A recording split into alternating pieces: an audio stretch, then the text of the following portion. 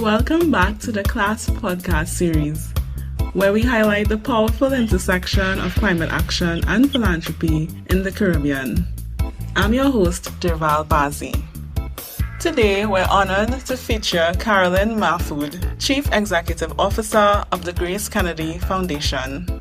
Under her leadership, the foundation has championed environmental responsibility, youth engagement, and climate-smart partnerships, helping to shape how corporate philanthropy can lead on sustainability and resilience across the Caribbean. Carolyn, welcome to the CLASP podcast. Thank you so much. Very happy to be here, Derval. Really happy. Grace Kennedy Foundation has a long-standing commitment to education, the environment, and national development. So can you tell us how the foundation evolved in its approach to climate change? And also, what are your top priorities in this space today? Sure. So we actually are probably one of the oldest corporate foundations in Jamaica. We were established in 1982 as part of Grace Kennedy's 60th anniversary. And our real overarching mandate is to support our parent company, to support Grace Kennedy as a corporate citizen, and through three main buckets: environmentally sustainable programs, promoting healthy lifestyles, and increasing access to education. The heart of everything that we do as a company, our mantra is we care. So it's our commitment to our people, our planet, and our future. Yes, and I love that, the 3 Ps, as we say, is at the core of your organization and your foundation's work. And Yes. We definitely need more entities, more organizations to truly embrace that approach, recognizing that sustainability really is a win-win for everyone. Absolutely. And I think that's why, as a company, we've even embarked on this ESG focus. As not many companies in the Caribbean have yet to implement any sort of ESG policies and guidelines and principles, but we felt like it was really important to look at sustainability, to look at the environment, to look at governance and the social impact, and really start coming up with strategies, not just for now, but for the future through it. Yes, and I'm glad you mentioned ESG. Currently in our region, it's not mandatory.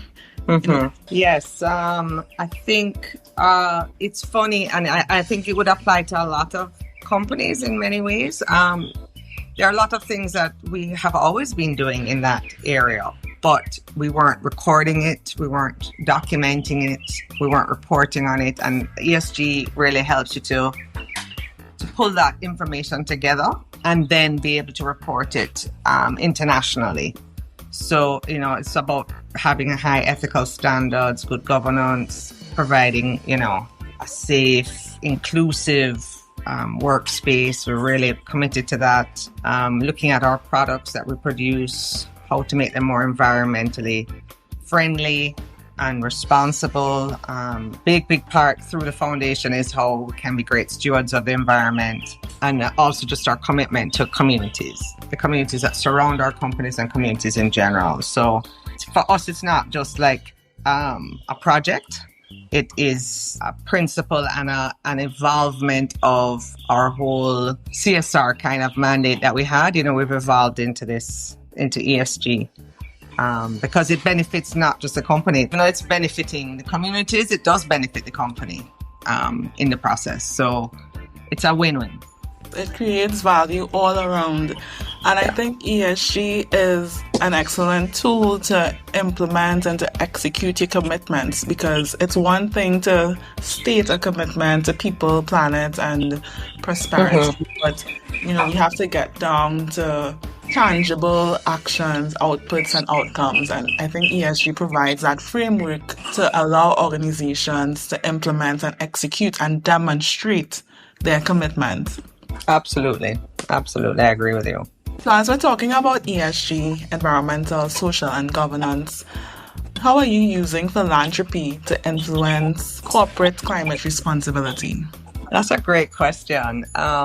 Just to give you a little background, the Grace Kennedy Foundation, I'm so impressed by separate from being a part of it, because actually 33 years ago, they established a chair in environmental management, long before climate was sexy. So it definitely, our founders and, former leaders really saw the importance of looking at that through the foundation.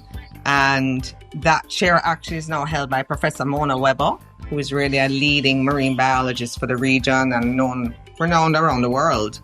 The other thing that we have done is we have a lecture series which looks at a wide array of topics. But throughout that series, we've done really 3 very critical lectures, and we published the lecture book. So we have a resource that can be shared to schools and to people, not just in Jamaica, but across the world, because they're all online. And we did a lecture in as far back as 1996, which looked at the environmental dilemma in the Caribbean. Then in 2015, we had Professor Michael Taylor look at the topic, why climate demands change. And again, from a Caribbean perspective, fascinating, incredibly good lecture.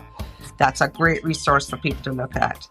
And then in 2019, we did a lecture that looked at the Kingston Harbour specifically. And the reason I'm mentioning this is because we're doing a lot of work in the Kingston Harbour now. And whether it was a pot of gold or a pipe dream. And it really looked at how critical our mangroves are, and what a resource they are, and what the harbour also can bring from recreation and fishery, and the benefits of the harbour, shipping. And then in 2020 we actually had Margaret Jones Williams, who is the head of UNDP in Suriname, she's Jamaican, look at a lecture specifically about the SDGs. The Decade of Action Begins, leave no one behind. And again, tying back the importance as a corporate entity to also measuring what we do with the SDGs. So we don't just have ESG measurements, we actually do have SDG measurements as well across the entire group. So we've been providing a voice and resources for the Caribbean through a Caribbean lens. I think that's really important.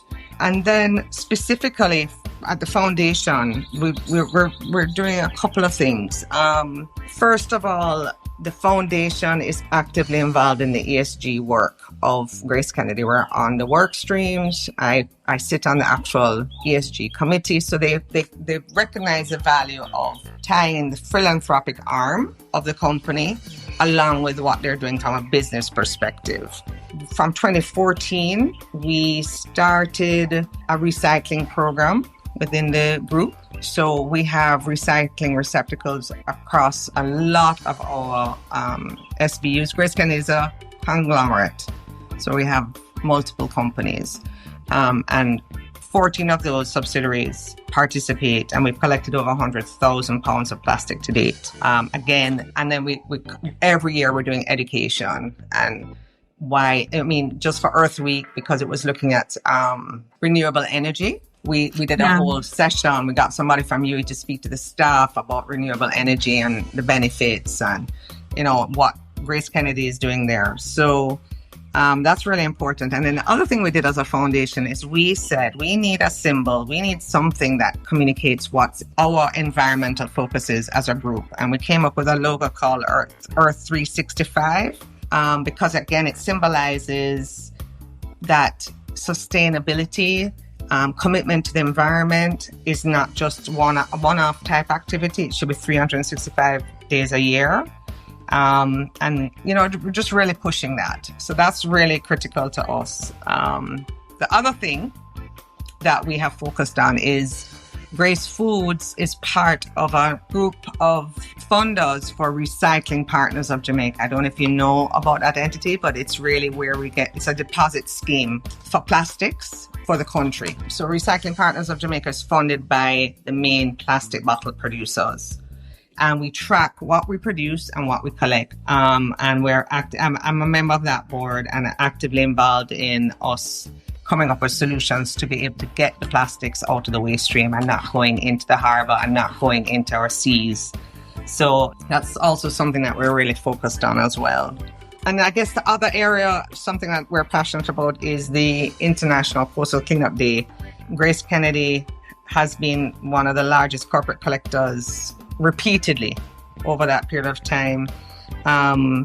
We have cleaned up about 60,000 pounds of waste and had rallied about 1,400 volunteers to help with International Coastal Cleanup Day since 2016. So it's we're very, very committed to the work. And then I'll stop talking because I do want to tell you about the Kingston Harbour Project, but I think you should speak.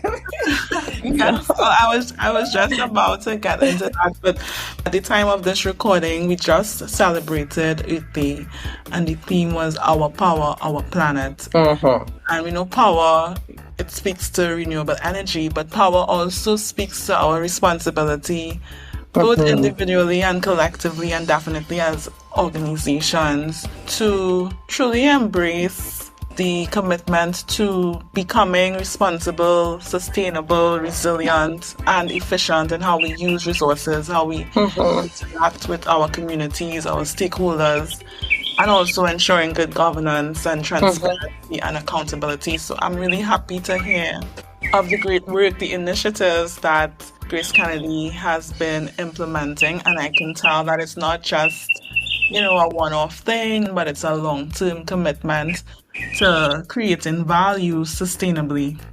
Absolutely. And I think so on a large scale, a lot of our factories are now investing in solar energy. Our distribution center has solar energy. Our head office building, 30% of the energy comes from solar panels. Our business in the UK is actually tracking their greenhouse emissions, and that's something we want to pilot here in Jamaica as well, to see how we can roll that out. So yeah, we take it very, very seriously. And then on a small scale, through the foundation, several environmental grassroots entities will come to us for funding for projects that they want to roll out in their communities. So that's really also, we're doing it not just at the macro, but we're also really working on the ground as well to try and just get the word out and the importance of sustainability, the importance of protecting our environment. It's really important to us. Definitely. So you mentioned some key environmental programs such as the International Coastal Cleanup Day, the recycling campaign, and the Kingston Harbour What did you call it? It's called the Kingston Harbour Cleanup Project. Okay, Kingston Harbour Cleanup Project. So how do these initiatives reflect your, the strategic approach that you take to climate action and community engagement? Well, Grace Kennedy is based on the Kingston Harbour and has been there for 103 years. That's where our head office is. And that's why we did that lecture, as I told you, on the harbour. And coming out of that, we said we needed to come up with a strategic plan for how we're going to tackle the pollution entering the harbour. We're not able to really tackle the sewage issues. That's really a government, issue. But we thought, well, is there a way for us to raise awareness about the pollution and also make a difference? And we're not short of studies in Jamaica. We have 1 million studies for everything and solutions for everything, but actual implementation can be an issue. And garbage collection is a massive issue in Jamaica.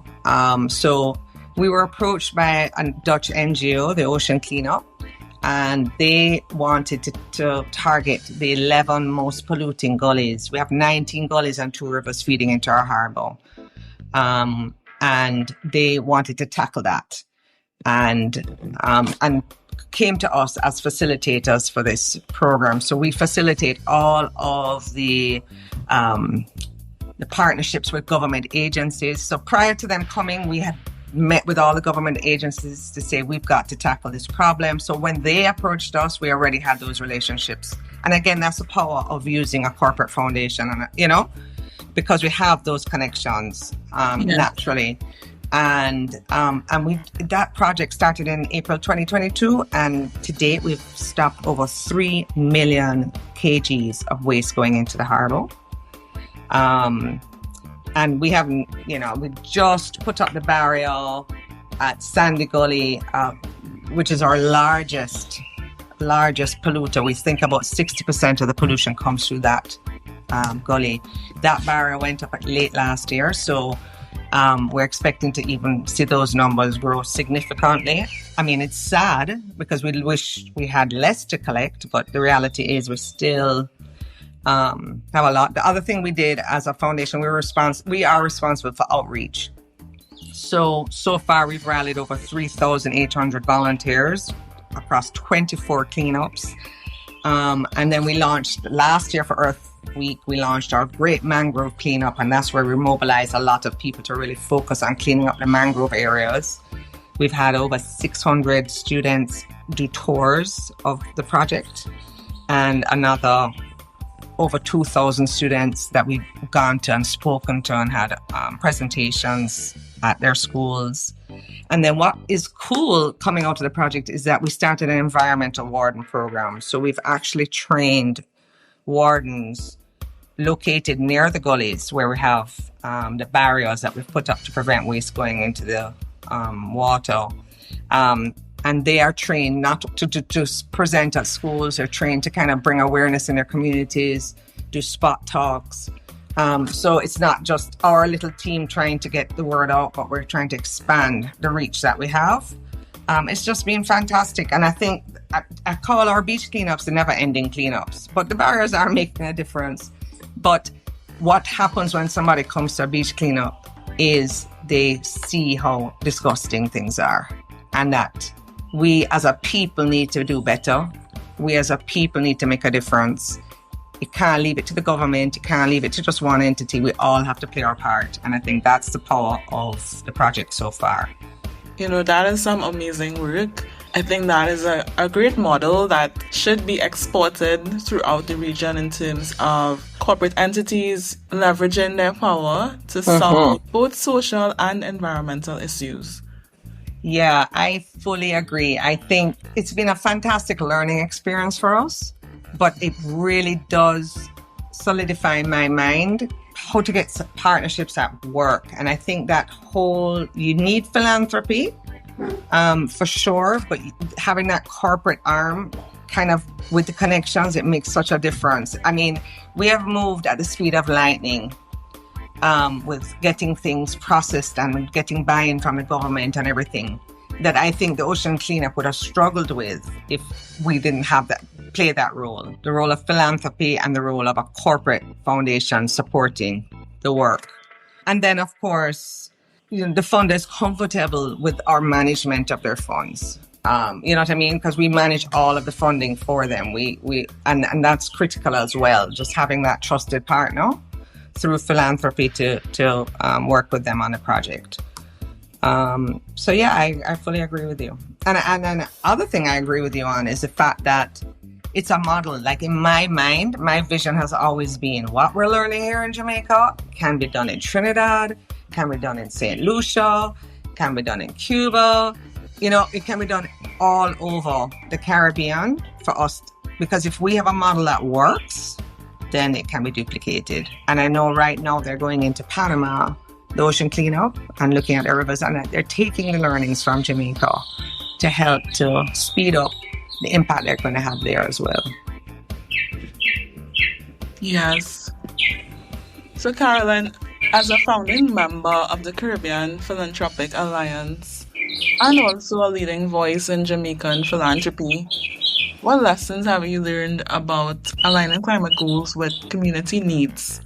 That's a great question, and I want to congratulate the Caribbean Alliance on this podcast, because I think this is actually a great way to have wide reach. And I mean, that's why we did the lecture series that we did, because we're a small foundation, but that allows reach when you're using communication tools. So congrats to you and Wings on this initiative. I think it's important for organizations to know that climate is more than just what we are doing. There's issues facing communities, and that you can address through your own mandate. It's not that everybody needs to change their mandate and only focus on environment or whatever, but we do need to integrate it in what we're doing. And I think whether small or big, or NGOs, philanthropy you need to start small, start strong. Like Carphil has had that tree planting initiative. that again is just a great way, one, to educate, two, to make a difference with the environment. So I think that organizations need to focus where they can create immediate impact and not be afraid of partnerships. Really leverage those partnerships as much as possible. I think that is the key to really making a difference, and not be afraid of even a partnership with the government, whether it is just for them to support, even if you can't get the funding, but even to just support the initiative, that's important. And, sometimes there's a young lady that we support every year. She does her outreach program in her community about education and environmental awareness. And she's small, but she's making an impact.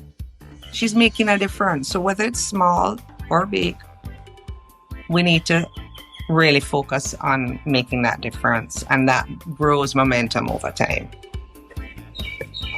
Yes. So in the last episode with Professor Rosalia Hamilton, she mentioned this iconic Jamaican statement that we little but we talawa. And I think what you just said really embodies that in terms of not overlooking, size, and sometimes it's not quantity but the quality of the work that you're doing. The impact extends beyond what you might think. Yes.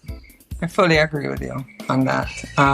My secret feeling on the matter of the Caribbean is because we are small islands, we face a challenge because it's hard to get funding when we're spread out the way we are, which is why I think CARIFIL has our coming together is really a great strategy, because then maybe a funder can provide funding to CARIFIL and then they can divide out to the various countries.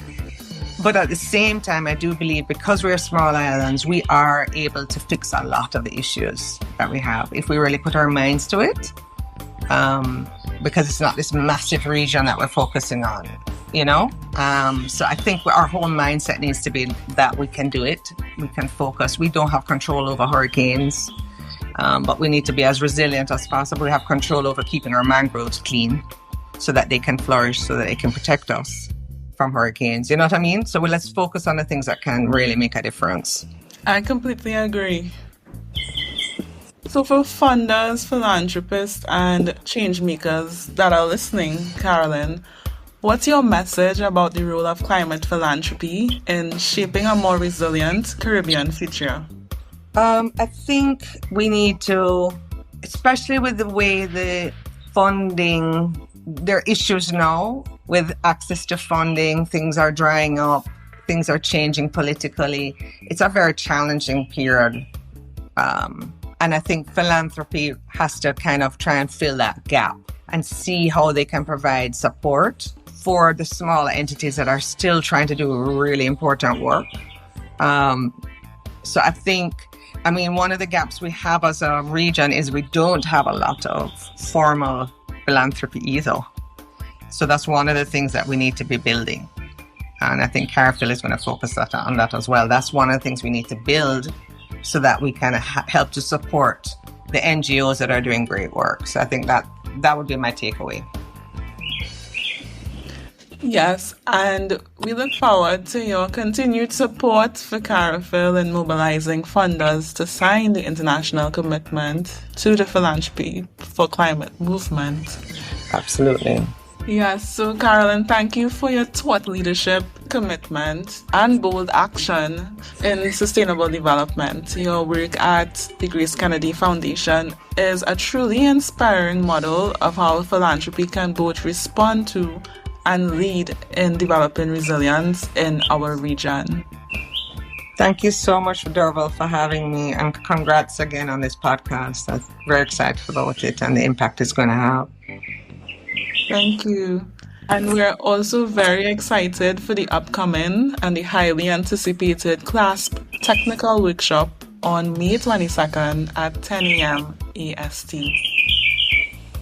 To our listeners, please visit gkfoundation.org to learn more about the work of the Grace Kennedy Foundation. And also don't forget to explore the CLASP initiative at carifilalliance.org/CLASP. Stay tuned to the Climate Conscious podcast and partner with us as we elevate Caribbean voices in reshaping climate action through philanthropy. Until next time, take care.